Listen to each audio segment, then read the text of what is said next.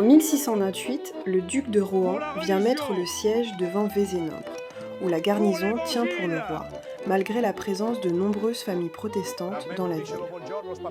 Une archive judiciaire exceptionnelle du sénéchal de Nîmes nous offre un éclairage précis sur les événements militaires en question. Dans ce document, constitué d'informations secrètes enregistrées à Beaucaire, où les témoins entendus s'étaient réfugiés en septembre 1628, il est question du château et du fort de Vézénobre, qui forment le verrou du Gardon au sud d'Alès. Rohan et son conseil de guerre ont alors le souci de ne pas laisser les forces royales s'enquister. À cet effet, ils détruisent les fortifications de certaines places fortes, sachant ne pas pouvoir tout défendre, afin d'empêcher que les troupes royales n'y trouvent des points de repli. Saint-Géniès de Malgoirès est ainsi démantelée en février 1628. C'est à cette date qu'une troupe de 600 hommes fond depuis Vézénobre sur les troupes de Rohan et les met en déroute. Ce dernier se fixe alors pour objectif de s'emparer de ce point fort et installe le siège en juin 1628. Le 15 juin, les hostilités commencent. Rohan fait bombarder les remparts du fort villageois et le château qui domine son sommet et dont il ne reste aujourd'hui que des ruines. Dès le mois de juillet, le château est déjà en partie détruit. C'est à ce moment de l'histoire que notre source judiciaire éclaire les faits.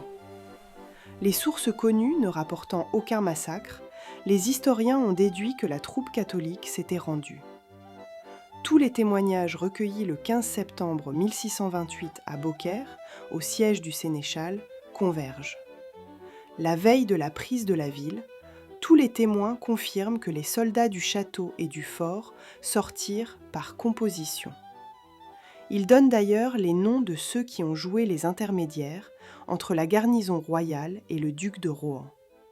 Pierre Galissant, sieur de Marignac, François Estienne, Antoine Pradel, Abraham Mazoric et quelques autres que l'on voyait jouer au palais ou aux cartes devant la porte de la ville fermée, où ils avaient installé leur ambassade quand les canons ne tonnaient pas.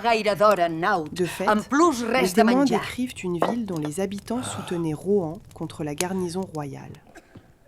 Antoine Vidal, soldat de la garnison d'Alès détaché à Vézénobre, confirme que de nombreux habitants sont passés dans les rangs de Rohan lorsqu'il est venu établir le siège devant la ville, et qu'ils ont donc participé à la destruction d'une partie de celle-ci.